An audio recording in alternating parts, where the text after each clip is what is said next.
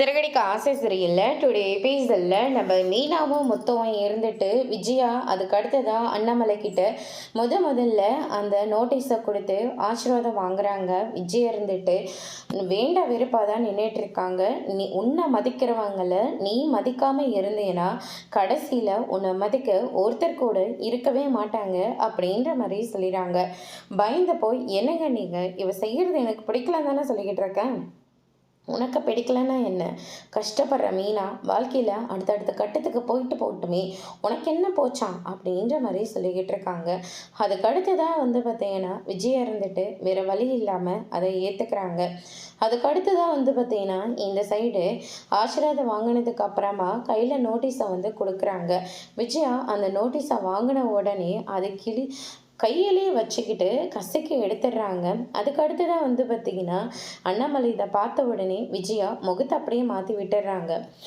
நம்ம ரவியை கூப்பிட்டு அந்த நோட்டீஸில் என்னெல்லாம் எழுதிருக்கோ அதை படிக்க வேற சொல்கிறாங்க. நம்ம ரவி அதை சூப்பராக படிச்சிட்ருக்காரு. அவங்க எப்படி வணக்கம் சொல்லி ஆரம்பிக்கிறாங்க முதல் கொண்டு யார் யாருக்கு என்னென்ன நல்லதெல்லாம் செய்வாங்களோ அது எல்லாத்தையும் சூப்பராக எழுதி வச்சுருக்காங்க. அதை படித்த உடனே இந்த ஓட்டு எல்லாமே உனக்கு தான் அப்படின்ற மாதிரி சொல்லிக்கிட்டு இருக்காங்க.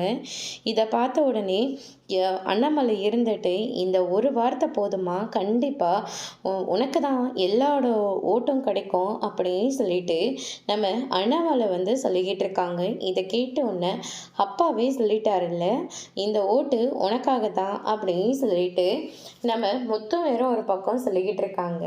விஜயாவும் நம்ம மனோஜ் இருந்துக்கிட்டு இவங்கெல்லாம் ஜெயிக்கவே மாட்டாங்க அப்படின்ற மாதிரி பேசிட்டு போகிறாங்க.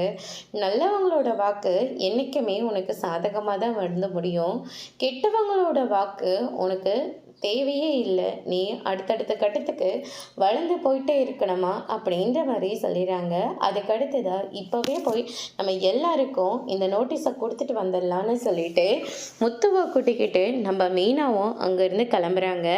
அவங்க கொடுத்துட்ருக்கிற போதே சிந்தாமணி இருந்துட்டு அங்கே இருக்கிற எல்லாருக்குமே புடவை வேஸ்ட்டுன்னு சொல்லிட்டு எல்லாருக்கும் வாங்கிட்டு கொடுக்குறாங்க. மீனா கொடுத்த நோட்டீஸை அப்படியே கீழே போட்டு விட்டுட்டு போயிடுறாங்க. இதை பார்த்த உடனே அவங்க ரொம்பவே ஃபீல் பண்ணிட்டு போகிறாங்க. முத்தை இருந்துட்டு சமாதானம் பண்ணி மீனாவை அங்கேருந்து கூட்டிக்கிட்டு போகிறாங்க. ஸ்ருதியோட ரெஸ்டாரண்ட்டுக்கு போயிட்டோன்னே ஸ்வேதா நம்ம ஸ்ருதி ரவின்னு சொல்லிட்டு எல்லாருமே இருக்காங்க.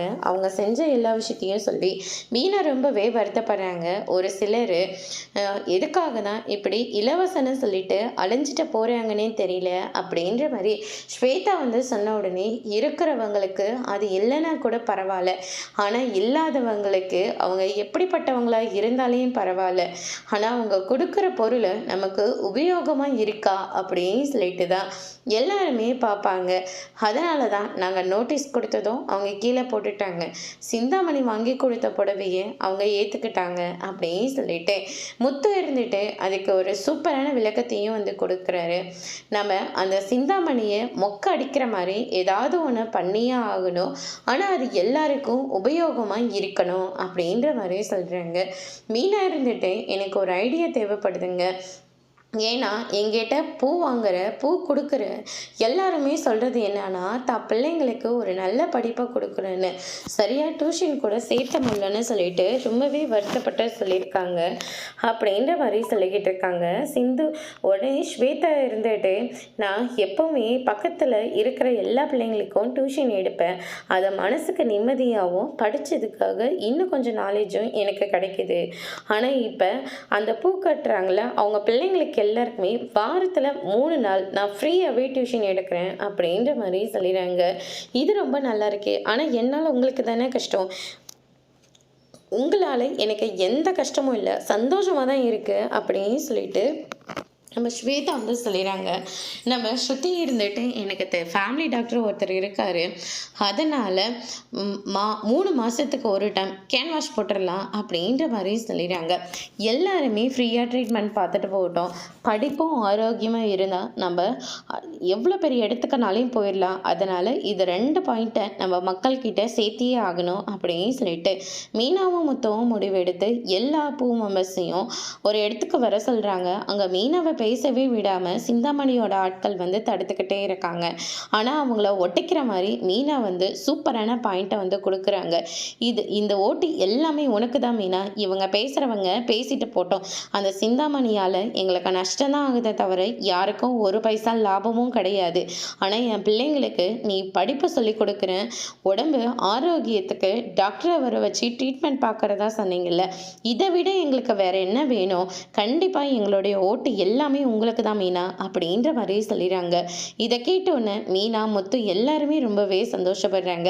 அதுக்கு அடுத்து தான் இந்த விஷயத்த உடனடியாக சிந்தாமணி கிட்ட போயிட்டு சொல்கிறாங்க. இதை கேட்ட உடனே சிந்தாமணி பயங்கர அதிர்ச்சி ஆகுறாங்க. அந்த ஸ்வேதான ஒரு பொண்ணும் அதே மாதிரி ரவியோட பொண்டாட்டியும் மீனாவுக்கு பக்கபலமாக இருக்காங்க. அதனால் பாதி மக்கள் அவங்க பக்கம் போயிட்டாங்க. என்ன பண்ணுறதுன்னு எங்களுக்கு தெரியல அப்படின்ற மாதிரி சொல்லிக்கிட்டு இருக்காங்க. கூட கொஞ்சம் பணத்தை வந்து கொடுக்குறாங்க. அந்த மீனா இதில் தோற்று போகணும், நான் மட்டும்தான் ஜெயிக்கணும் அப்படின்ற மாதிரி வந்து சொல்லிக்கிட்டு இருக்காங்க. இது எல்லாத்தையும் ரேகா வந்து கேட்டுடுறாங்க. ரேகாவை பார்த்தோன்னா அங்கே இருக்கிற எல்லாருமே கிளம்பி போயிடுறாங்க, கூடவே பணத்தையும் வாங்கிக்கிட்டு. அதுக்கு அடுத்து தான் வந்து பார்த்தீங்கன்னா இந்த சைடு, அம்மா உனக்கு இந்த எலெக்ஷன்லாம் தேவையா? வயசாகிட்டே போயிட்டுருக்கல்ல, நம்ம எங்கேயாவது ட்ரிப்புக்கு போகலாம், இந்த எலெக்ஷன்லாம் உனக்கு வேண்டாம் அப்படின்ற மாதிரி சொல்கிறாங்க. நீ என்னை ட்ரிப்புக்கு கூப்பிட்றேன்னா எனக்கு ரொம்ப சந்தோஷம்தான். ஆனால் இந்த எலெக்ஷன் முடியட்டும், ஜெயிச்சது நானாக இருந்தால் கண்டிப்பாக உன் கூட நான் ட்ரிப்புக்கு வரேன். அந்த மீனா முன்னேறவே கூடாது அப்படின்ற மாதிரி சொல்லிக்கிட்டு இருக்காங்க. அவள் ஒன்றும் இல்லாதவ கண்ணு, நீ மட்டும் என்ன ராயல் ஃபேமிலியா? உங்கள் குடும்பமும் சின்னதாக ஒரு பூக்கடையில் தானே ஆரம்பிச்சுது. இப்போ எல்லாம் கிடைச்ச உடனே உனக்கு அவங்கெல்லாம் தேவையில்லாதவங்களாம் ஆயிட்டு இருக்காங்களா? உங்களை மாதிரி தானே அவங்களும், முன்னேறட்டும் விடுங்களேன் அப்படின்ற மாதிரி சொல்கிறாங்க. அந்த மீனை முன்னாடி நான் பயந்துட்டு ஓடக்கூடாது கண்ணு அப்படின்ற மாதிரி நம்ம சிந்தாமணி வந்து சொல்கிறாங்க. நீ மாற மாட்டல்ல அப்படின்னு சொல்லிட்டு கோவமாக ரேகா அங்கேருந்து கிளம்பிடுறாங்க. அதுக்கு அடுத்ததாக நம்ம அந்த மீனை வந்து தேர்தலில் வந்து அது பேரே கொடுக்கக்கூடாது, அது நம்ம பையனை கொஞ்சம் ரெடியாக்க சொல்லு, நான் ஒரு பிளான் போட்டு தரேன் அப்படின்ற மாதிரி சொல்லிடுறாங்க. அதுக்கு அடுத்ததாக வந்து பார்த்திங்கன்னா இந்த சைடு நம்ம மீனா இருந்துட்டு என்னென்ன அறிக்கை விடமோ எல்லாத்தையும் ஒரு நோட்டீஸ் எடுத்து யார் யாருக்கு கொடுக்கணும் யார் யாருக்கு கொடுக்கக்கூடாதுன்னு சொல்லிட்டு லிஸ்ட் எடுத்துட்ருக்காங்க.